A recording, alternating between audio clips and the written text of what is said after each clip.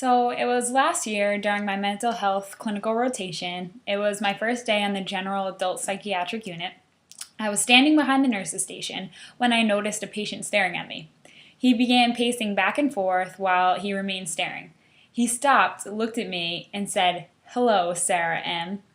I was instantly terrified, but remained calm. I then began to notice the nurses around me escorting patients back to their room, calling a staff assist, and shutting doors like they were preparing for a hurricane. Assistive personnel showed up and escorted the man in the back while he continued to grunt and breathe rapidly. I suddenly heard a scream from the isolation room. "Sarah M! Sarah M!" And I immediately started crying. One of the nurses came over to me and finally explained that the patient had been fixated on my name tag, and this had triggered a reaction. He explained to me the precautions they needed to take while escalating behaviors occurs, and the protocol for something like this. Because it was my first experience with a situation like this, I couldn't understand why the patient went from being so calm to escalating so quickly. It was a great learning experience for myself because I was able to see how the nurses played a role in the de-escalating behavior.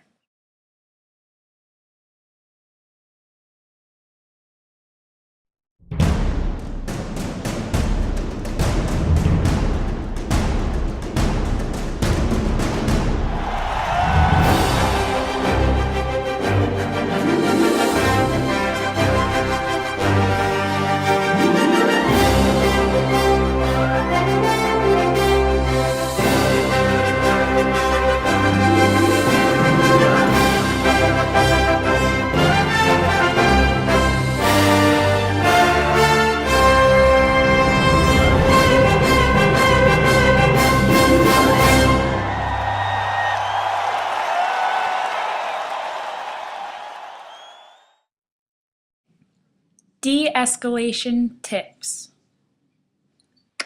Always identify yourself. Talk and think calm. Ask patients how they are doing or what is going on. Ask patients if they are hurt. Ask patients if they were having some difficulty or what happened before they got upset. Remember why the patient is in the hospital. Find a staff member that has a good relationship with the patient and have him or her talk to the patient. Let the patient know you are there to listen. Offer medication if appropriate, and encourage patients to use coping mechanisms. If a patient is screaming, reply with a calm nod and do not react. 10 minutes of talking might avoid a restraint incident. Reassure patients and maintain professional boundaries. Allow quiet time for patients to respond. Ask the patient if they are willing to talk about the situation and what triggered the anger. Respect the patient's emotions and recognize possible language or cultural differences. Empower the patient and praise them for each step they take in calming themselves. Encourage patient to talk about their feelings about the situation and acknowledge the significance of the situation for the patient. Ask the patient how else we can help, and last but not least, allow separate time to debrief with the patient, healthcare team, and other patients involved. The do's and don'ts of de-escalation.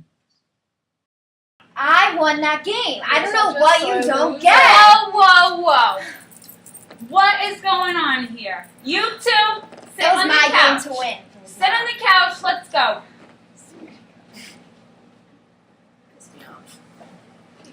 Okay. Now you two need to hug it out right now. Let me see it. I'm not hugging her. Okay. What am I going to do with you? She needs to leave this place.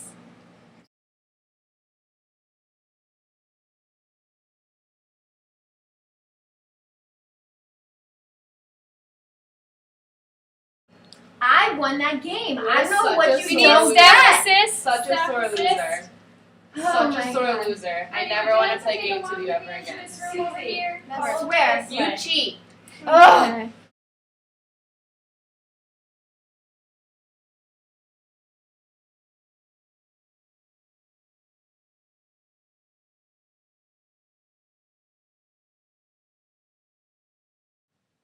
Notice the dangling earrings and bangles, which could be pulled during an escalating situation and cause injury to the nurse or patient. The pen or lanyard could be mistakenly used for weapons by the patient and should be removed before entering any situation.